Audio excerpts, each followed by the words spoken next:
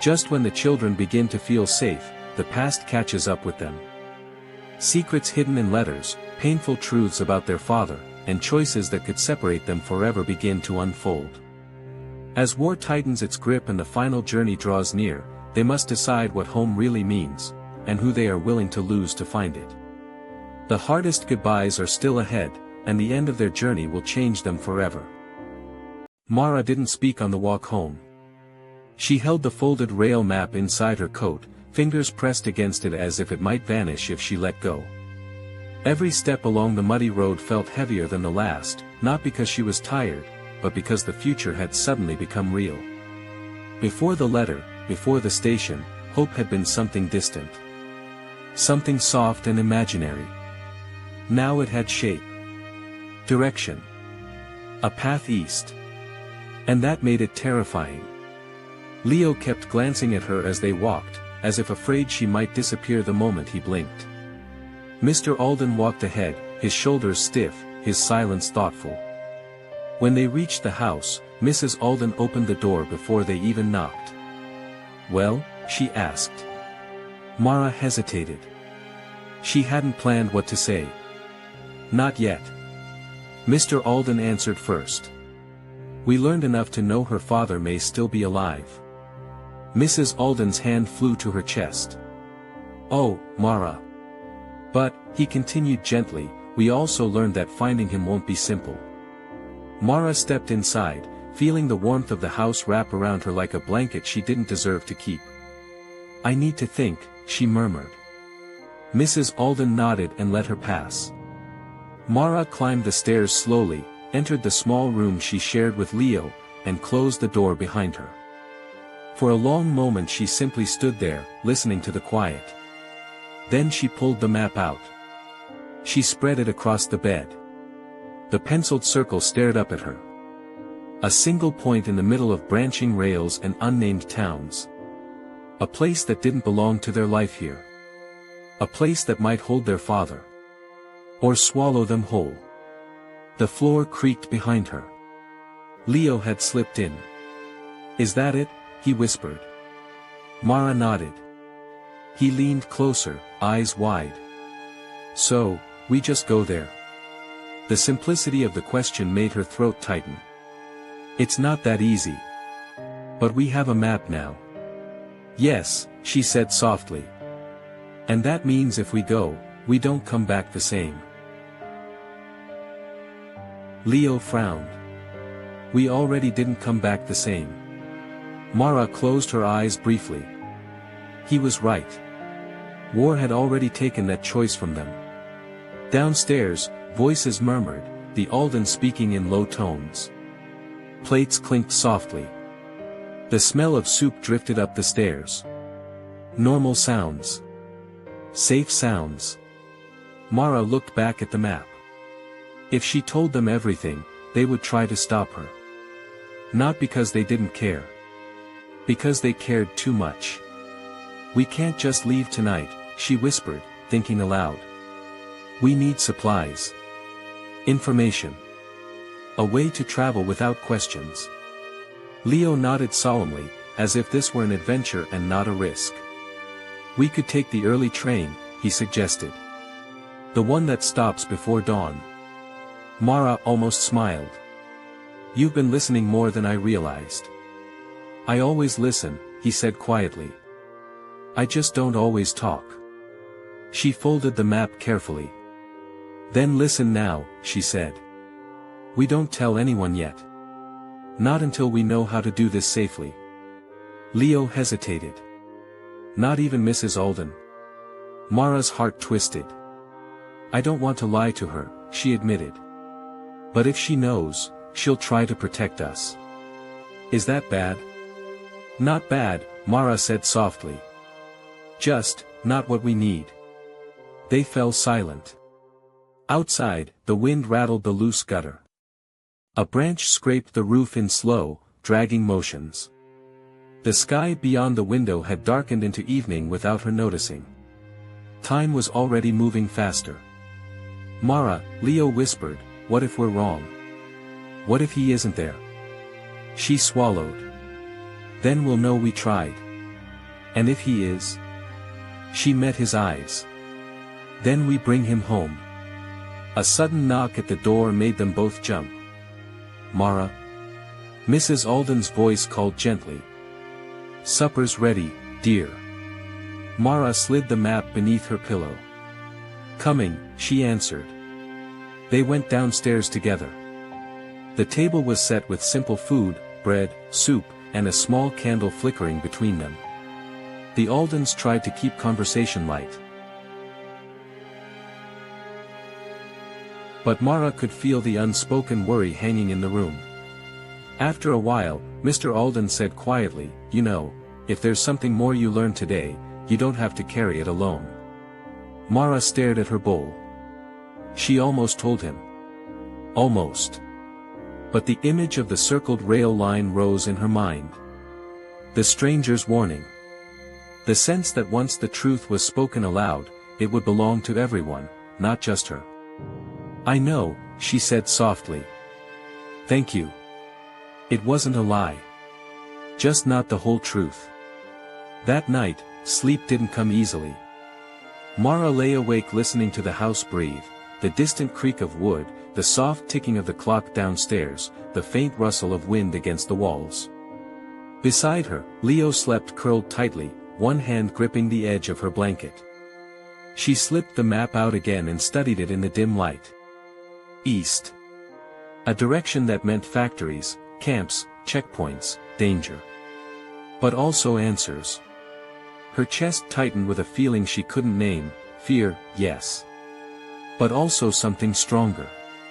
Resolve. A faint sound outside made her freeze. A footstep. Soft. Careful. Not the wind.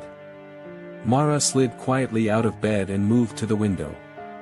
She lifted the curtain just enough to see the yard below. At first, she saw nothing.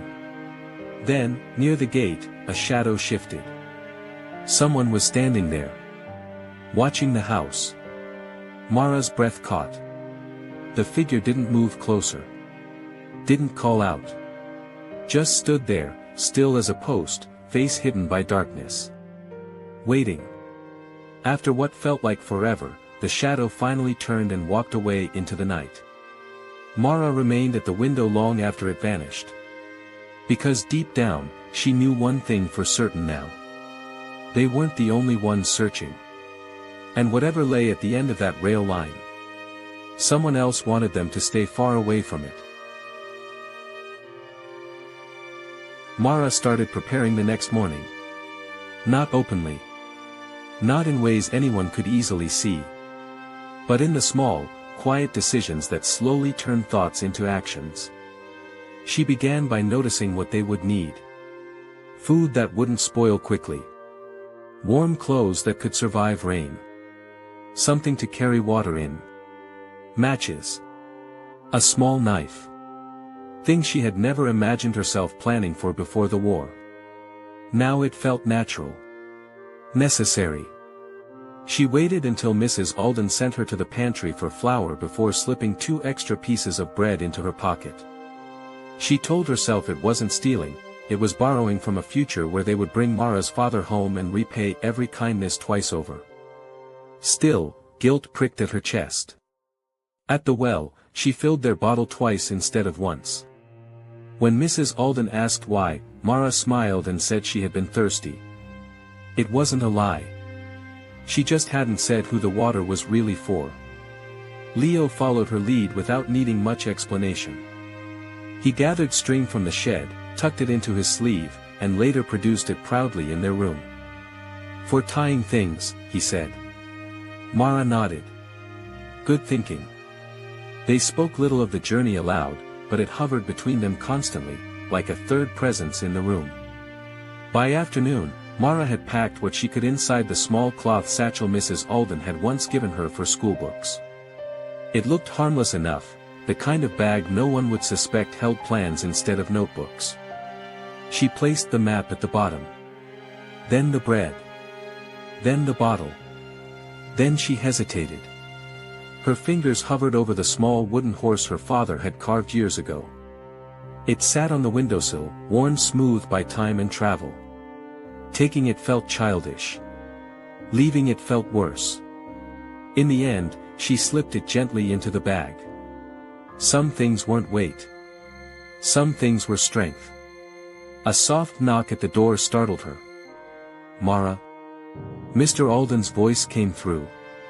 "May I come in?" Her heart jumped.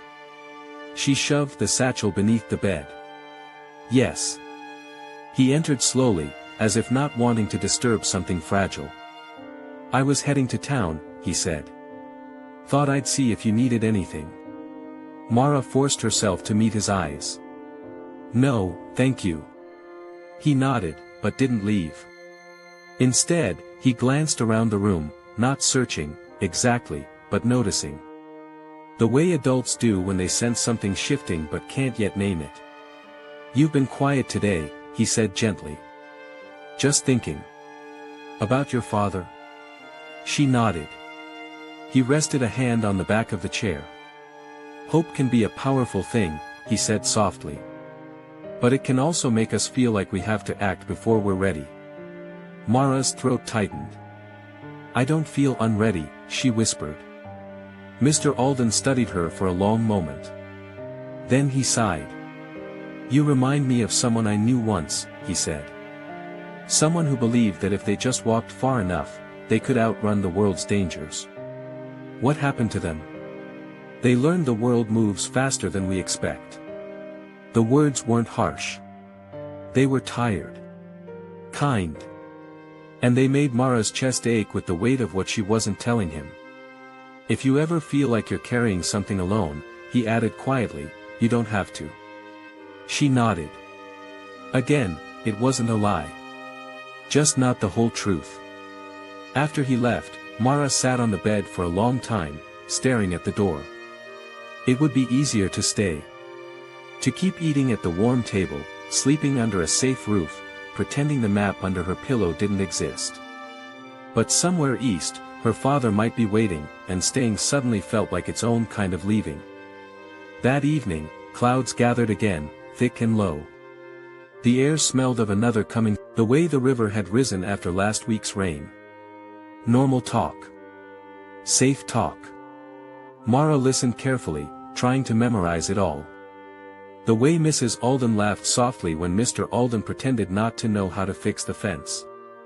The way the spoons clinked against bowls. The way warmth could live in a room even when the world outside was falling apart. Because tomorrow night, she might be far from this table.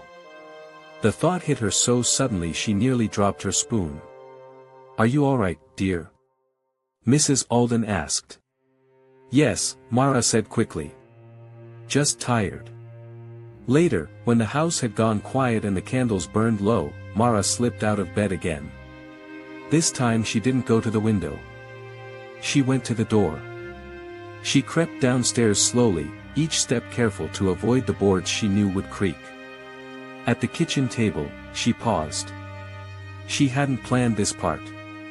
Not fully. But something inside her knew she couldn't leave without saying something. She found a scrap of paper near the stove and a stub of pencil. Her hand trembled as she wrote. "Thank you for keeping us safe. We have to find him. I promise we will come back." She didn't sign it. She didn't need to. She folded the note and left it beneath the bread tin, where Mrs. Alden would find it in the morning.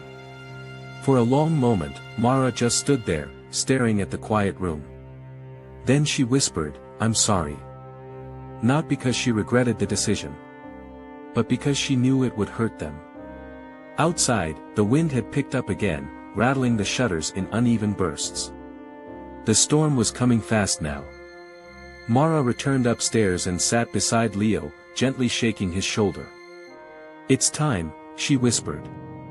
He blinked awake instantly, as if he had been waiting all night. "Now."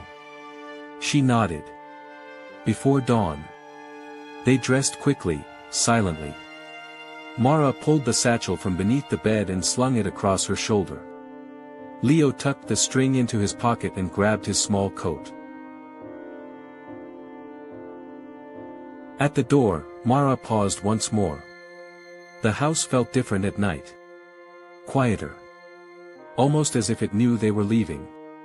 She placed her hand on the wall briefly, as though saying goodbye without words. Then she opened the door. Cold air rushed in, sharp with the scent of rain and earth. They stepped outside together. The road stretched ahead, dark and empty, leading toward the station. Toward the eastbound line. Toward whatever waited at the end of it. Leo slipped his hand into hers.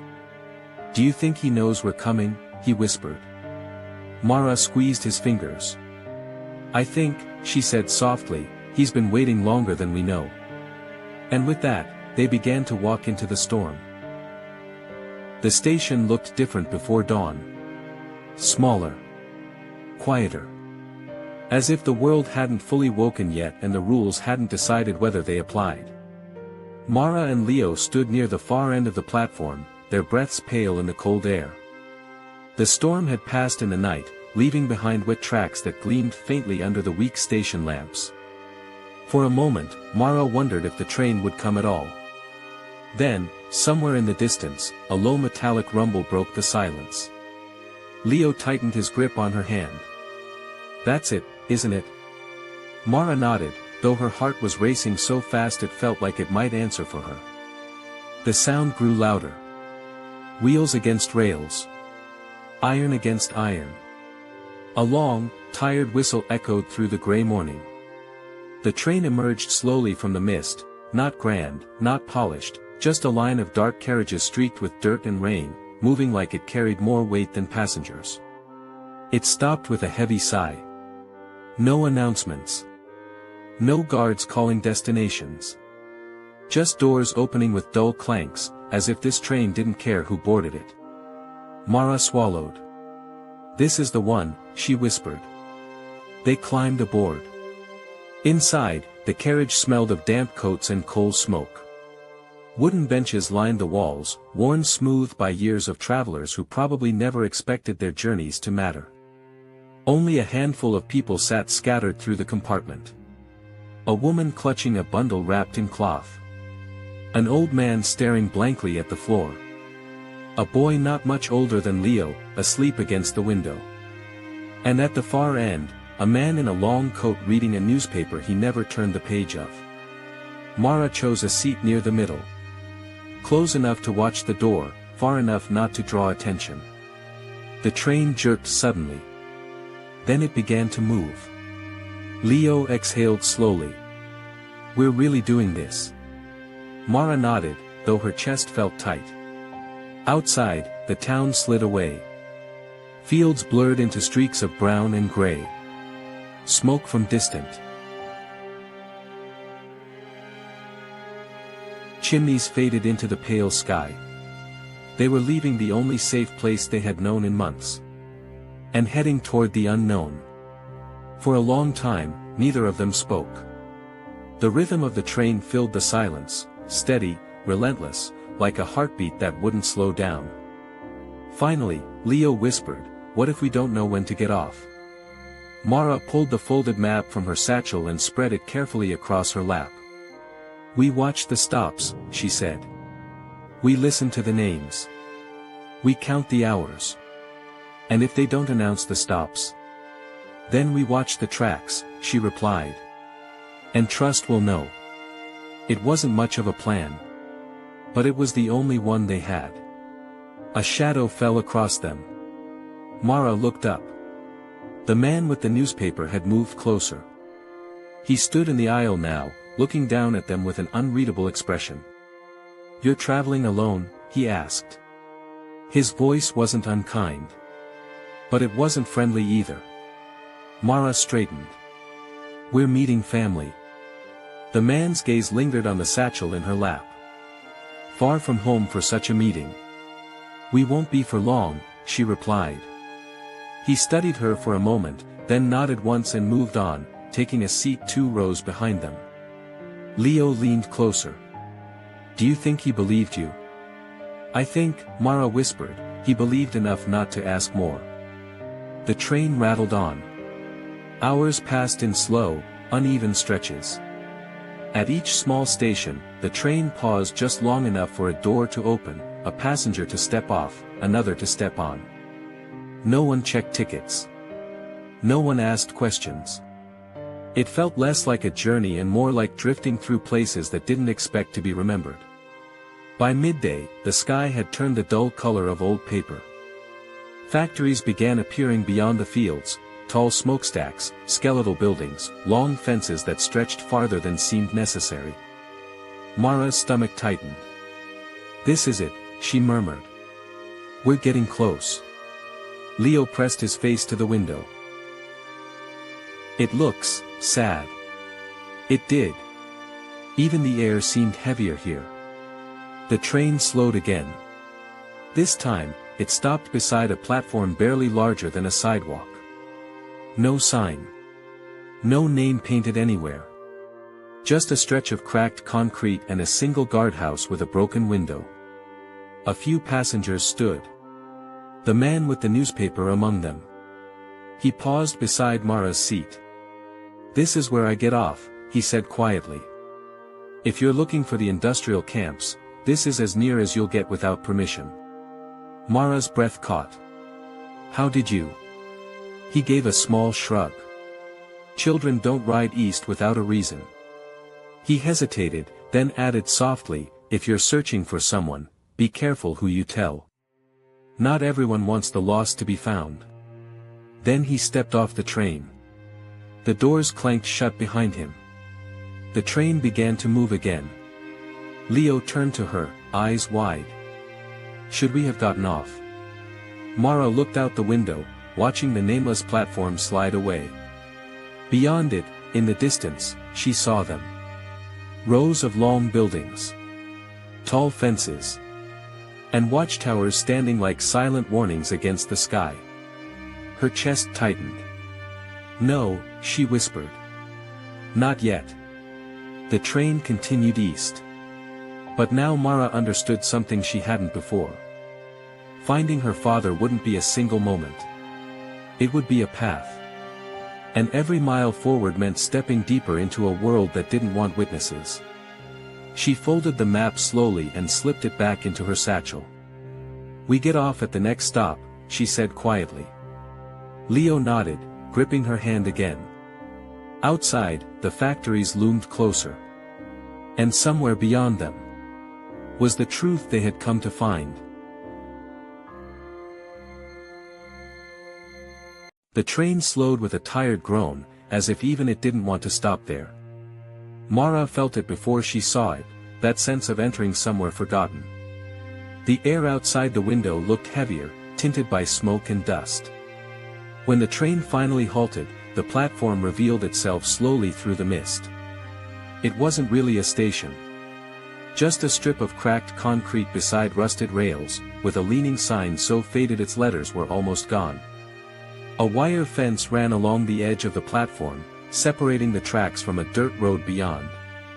No vendors. No families greeting arrivals. Only silence. "This is it," Mara whispered. Leo swallowed. "Are you sure?" She wasn't. But something inside her said this was as close as the train would take them.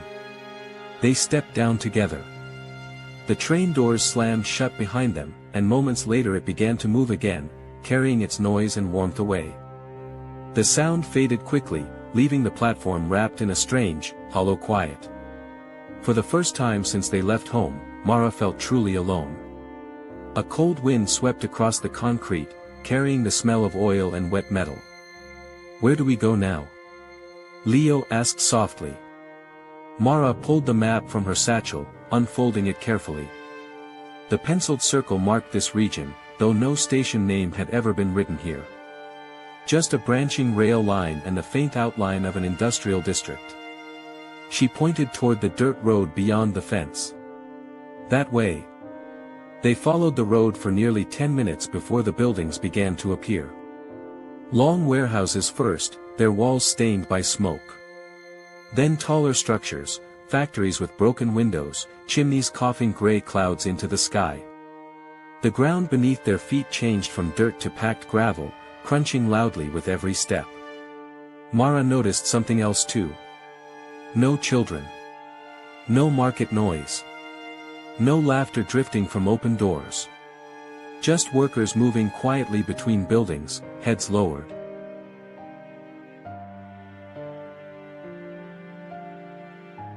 As if they'd learned not to look up. Leo moved closer to her. It feels wrong here. It is wrong, Mara said gently. That's why we have to be careful. They reached a small crossroads where a wooden board hung crookedly from a post. Several notices were nailed to it, warnings, ration schedules, lists of regulations. Most of the paper edges curled from damp weather. Mara scanned them quickly, though none mentioned names or transport lists. A sudden voice behind them made her freeze. You shouldn't stand reading those too long. Mara turned. A woman stood a few steps away, holding a basket of tools. Her coat was patched in several places, her face tired but alert. She studied them carefully, eyes lingering on their travel-worn clothes. You're new, the woman said. Mara nodded cautiously. We're looking for someone. The woman sighed softly, as if she'd heard that answer too many times. Everyone here is looking for someone, she said. The question is whether they're meant to be found. Mara stepped closer. Our father was transported east months ago. We think he may be here. The woman hesitated, then glanced around the empty street. Names are dangerous things here, she murmured. Walls listen. We don't need to say it out loud, Mara said quickly. Just, tell us if there's a place workers are registered. A list. Anything. The woman studied her face for a long moment. Then she spoke quietly. There's an office near the river road. They keep records there. Not complete ones, but more than you'll find anywhere else. Hope sparked painfully inside Mara's chest. Thank you, she whispered. The woman nodded once. Go before the shift changes. More eyes then. As she turned to leave, she paused. And children, she added softly, don't trust anyone who asks too many questions. The wrong answers travel fast here. Then she disappeared down the street, swallowed by the gray maze of buildings.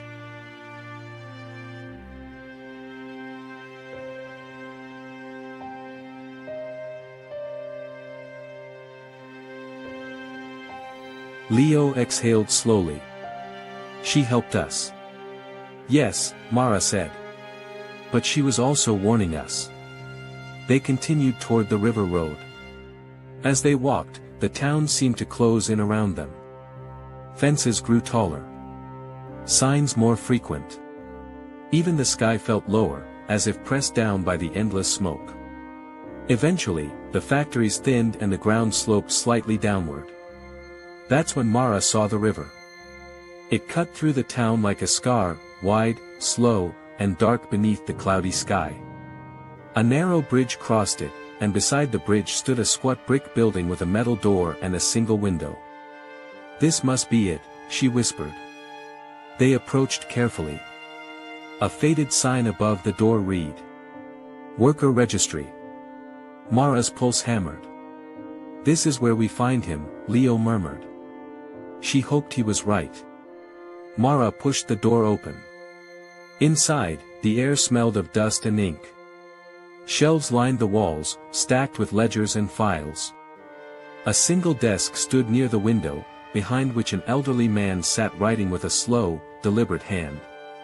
He looked up as they entered. Yes, he asked, voice dry but not unkind. Mara stepped forward, forcing herself to speak clearly. We're looking for a worker transferred east several months ago, she said. We were told records might be kept here. The man leaned back, studying them over his glasses. Records exist, he said. But finding the right one depends on what you know. Mara swallowed. We know his name. The man tapped his pen thoughtfully. And why should I help you? The question wasn't harsh. It was careful. Because here, every action seemed to carry weight. Mara met his gaze. Because he's our father, she said quietly. And we came a long way to find him. For a moment, the only sound in the room was the ticking of a small clock on the wall. Then the man sighed. Families, he murmured. They always travel farther than the rules allow. He gestured toward a stack of thick ledgers behind him. Come here.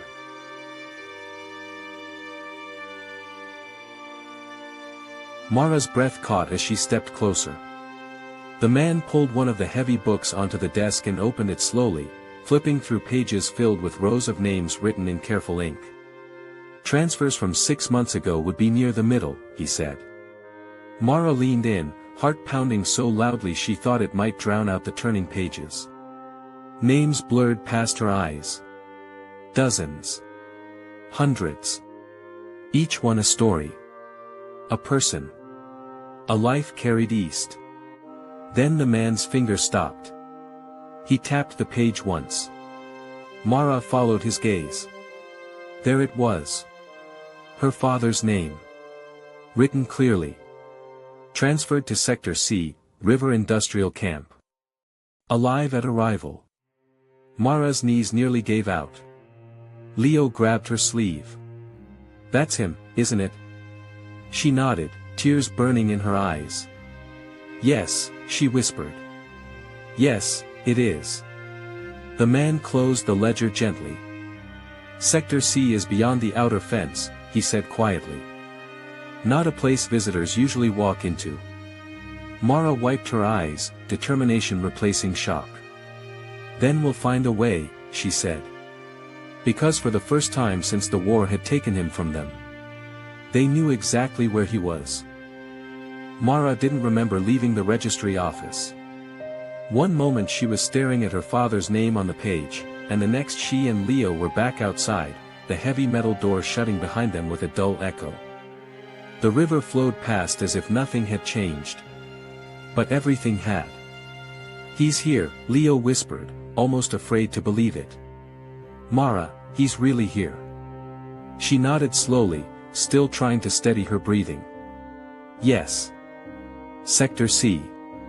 The words felt solid. Real.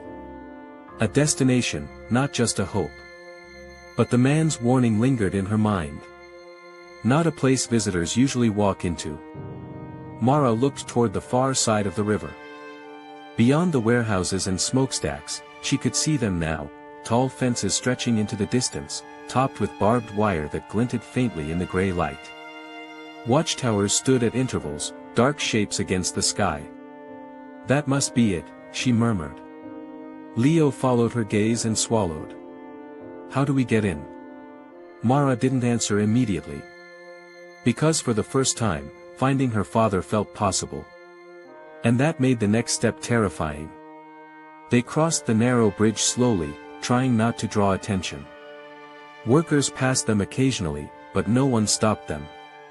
Most kept their heads down, as if noticing strangers here only brought trouble. On the other side of the river, the ground changed again, less road, more packed earth and gravel. The fence loomed ahead now, taller than any building they had passed. A metal gate stood in the middle of it, guarded by 2 uniformed men. A small checkpoint hut sat beside the gate, its window half open. Mara slowed. That's the entrance, she whispered.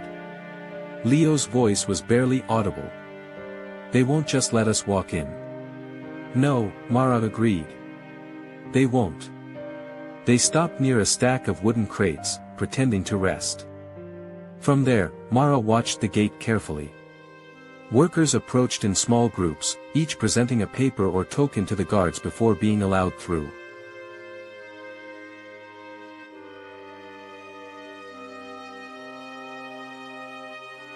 Some were waved in without much inspection. Others were questioned longer. But every single one of them had something to show. We need papers, Leo said quietly. Yes, Mara replied. Or a reason strong enough to replace them. She scanned the area. To the left of the gate, a narrow path curved toward a row of smaller buildings. Smoke drifted from one chimney, and she could hear voices inside, loud, hurried, frustrated. A supply office, maybe. To the right, a truck stood idling near the fence. Two men loaded crates onto its back while another checked a clipboard. Mara's mind raced. We could try the office, she murmured. Maybe say we were sent with a message. Leo frowned. What if they ask questions we can't answer? They will, she admitted. The truck engine roared suddenly, making both of them jump. Mara watched as the last crate was loaded and the driver climbed into his seat. The guard opened a smaller service gate beside the main one, letting the truck pass through before locking it again. Mara's heart skipped. Did you see that? She whispered. The small gate? She nodded. They open it for deliveries. Leo's eyes widened. You think we could slip through? Not now, Mara said. Too many eyes. But the idea had planted itself firmly in her mind. They stayed hidden behind the crates, observing. Time stretched slowly. The guards rotated positions. Workers came and went. The truck disappeared beyond the fence and didn't return. After a while, Leo tugged her sleeve. Mara, what if we don't make it inside today? She looked at him. Then at the fence again. We will, she said softly. We didn't come this far to stop at a gate. A shout echoed from the supply office, followed by the sound of a door slamming open. A young man rushed out carrying a stack of papers, clearly flustered. He nearly collided with them before stopping short. Oh, sorry, he muttered, adjusting the papers in his hands. Mara seized the moment.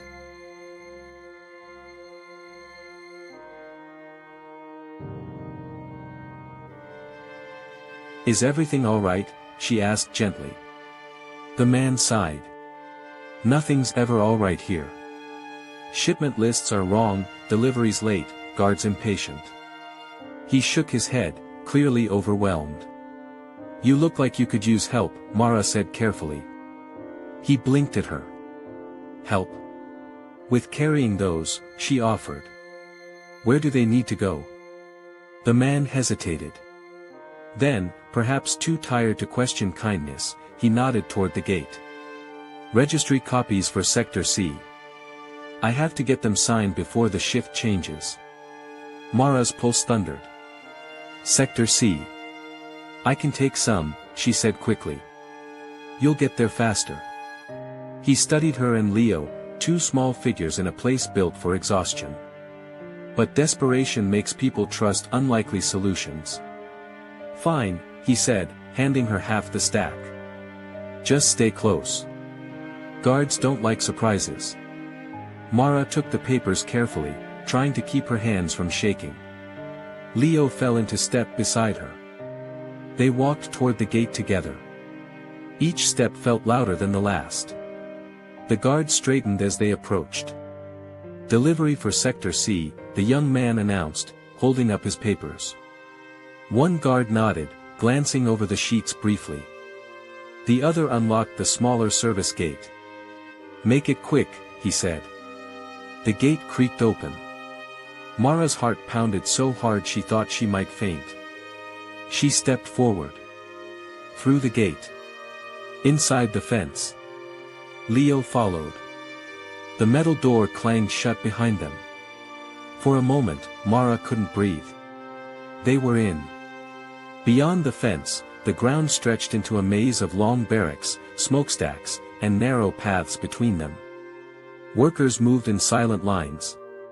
Guards paced slowly along the perimeter. Somewhere among those buildings was her father. Leo's voice trembled beside her. Mara, we did it. She nodded, eyes fixed on the distant rows of Sector C. Yes, she whispered. But now we have to find him before someone realizes we were never meant to be here.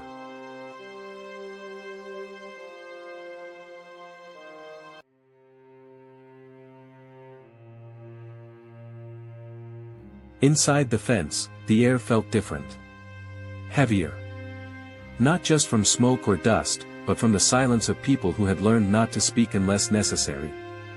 Mara forced herself to walk steadily beside the young clerk, clutching the stack of papers like she belonged there. Leo stayed close, eyes wide, taking in everything at once. Rows of long wooden barracks stretched ahead, each marked with faded numbers. Between them ran narrow paths of packed dirt, worn down by thousands of footsteps. Some workers shuffled past carrying tools. Others pushed carts loaded with metal scraps. None looked up. It was as if looking at strangers here was dangerous. The clerk hurried ahead, clearly anxious to finish his task. "Registry office for Sector C is down that row," he muttered, pointing. "I just need signatures." Mara nodded, memorizing the direction. They passed two guards who barely glanced at them. The papers in Mara's arms seemed to act like a shield, making her invisible. At the end of the row stood a smaller brick building with a tin roof. The clerk pushed the door open and stepped inside. Mara followed. The room was cramped, filled with filing cabinets and a single long desk where another worker stamped forms in slow, mechanical motions. "Late again," the man grumbled as the clerk dropped the papers down. "Not my fault," the clerk replied. "Ask the transport office." Mara stood still, unsure what to do next. Then she realized something. A board on the wall behind the desk. Lists. Dozens of them. Each labeled with a Barak number. Each covered in names. Her breath caught. Barak assignments. The stamped form man noticed her staring. "You delivering or decorating the place?" he asked sharply. Mara jolted. "Delivering," she said quickly, handing over the papers. He grunted and began checking them. The clerk sighed in relief. Finally. Mara tugged Leo's sleeve and whispered, "We need to see that board." "How?" he whispered back.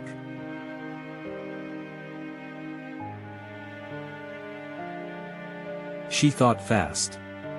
"Excuse me," she said aloud, turning to the clerk. "Where should we wait?" The clerk waved vaguely toward the back wall. "Anywhere out of the way." That was enough. Mara and Leo moved slowly toward the lists, pretending to stay clear of the desk while Mara's eyes scanned the rows of names. Barak A3. B1. B4. Her heart hammered so loudly she thought someone might hear it. Then. Sector C, Barak C7. She froze. Her eyes darted down the column. And there it was again. Her father's name. Barak C7. Alive. Assigned. Working. The word alive wasn't written, but the absence of any mark beside his name told her everything she needed to know. He was still here. "Mara?" Leo whispered urgently. She pointed. "That one." Leo stared at the list, then at her, his eyes filling instantly. "That means, he's really here." "Yes," she breathed. "In Barak C7. The stamped form man slammed his stamp down loudly, making them jump. "Done," he said to the clerk. "Take the copies back." The clerk gathered his papers quickly and headed for the door. Mara knew they couldn't follow him out now. Not yet. If they left, they might never get this close again. She grabbed Leo's hand. "We're going to C7, she whispered. They slipped out the door behind the clerk but turned the opposite direction once outside, merging into the slow movement of workers along the path. "Mara," Leo murmured, "what if someone stops us?" "Then we keep walking," she said. "Like we belong." Barak numbers passed one by one. C3. C4. C5. Each step felt like a countdown. Finally, they saw it. C7. The building looked like all the others, long, wooden, worn by weather and time. A small door stood at one end, slightly ajar. Mara's chest tightened. "This is it," she whispered. Voices murmured inside. The scrape of boots on floorboards. Someone coughing. Leo squeezed her hand. Do we just go in? Mara nodded slowly. They stepped inside. The barack was dim, lit only by narrow windows high on the walls. Rows of simple bunks lined both sides, and a handful of men moved quietly between them. For a moment, Mara couldn't see clearly. Then one man near the far end turned slightly. Thin. Tired. Hair more gray than she remembered. But unmistakable.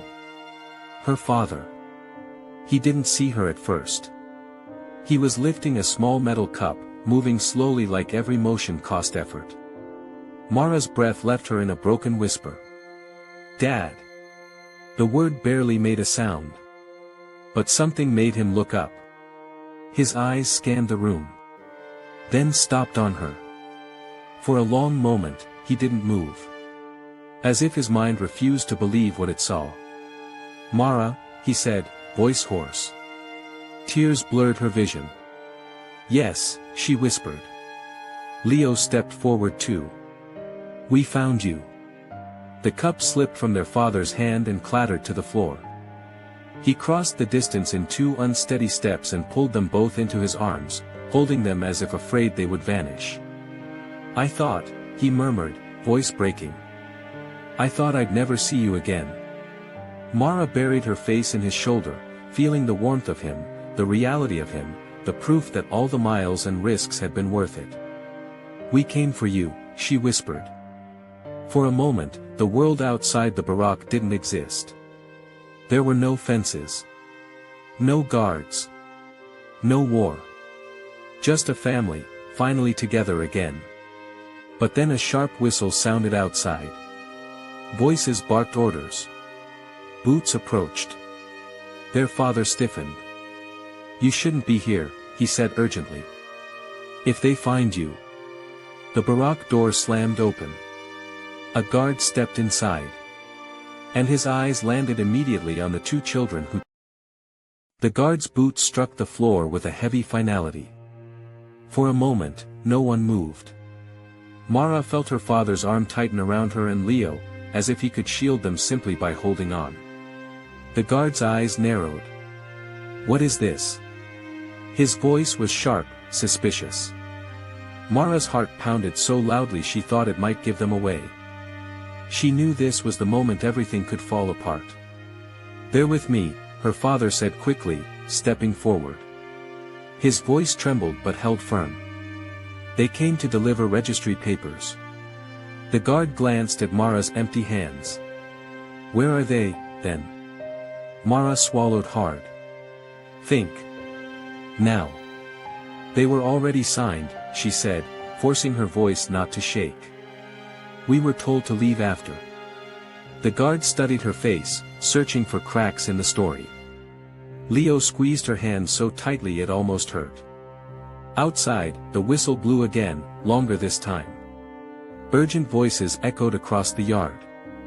The guard hesitated, distracted by the noise. What's happening? He muttered. Another guard shouted from outside, inspection at the south gate. All hands. The man in the doorway cursed under his breath and stepped back. Clear out of here, he barked. Workers back to stations. He gave Mara and Leo one last suspicious look, but the urgency outside won. Then he turned and left. The door slammed shut again. For a long second, none of them breathed. Then their father sagged slightly, relief washing across his tired face. We don't have much time, he whispered. If there's an inspection, the gates will be busy. Confused. It may be the only chance. Mara nodded immediately. Then we leave now. He hesitated. It won't be easy. They'll notice I'm gone. They'll notice anyway if we stay, she said softly. He looked at her, really looked at her, and something changed in his expression. Pride. Sadness. And fierce determination. You've grown brave, he murmured. I had to, she replied. He placed a hand on each of their shoulders. Then let's go home. They slipped out of the barack and joined the stream of workers moving toward the yard. The confusion worked in their favor, guards shouting, lines shifting, carts rolling in every direction. No one paid attention to three figures walking steadily toward the service gate. Mara's pulse thundered with every step. Almost there. Almost. The small delivery gate stood open, just as she had hoped, with guards focused on a group of arguing drivers nearby. Her father kept his head low. "Don't run," he whispered. "Running makes people look." They walked. Step by step. Through the open gate. Across the gravel road. Past the stacked crates. And then. Beyond the fence. Mara didn't stop until the camp had vanished behind the curve of the road. Only then did she turn back. The fences still stood. The towers still watched. But they were outside them now. Free. Leo laughed first, a small, disbelieving sound that quickly turned into tears. "We did it," he said. "We really did it." Their father pulled them both close again, his voice thick. "You came all this way for me." Mara shook her head. "We came all this way for us." They stood together for a long moment beside the quiet road, the sky slowly brightening above them. The journey home would still be long. There would be trains to catch, miles to walk, questions to answer. But for the first time since the war had scattered their lives, they would travel it together. Mara slipped her hand into her father's. "Let's go," she said softly, and together, they began the road back toward the life waiting beyond the smoke.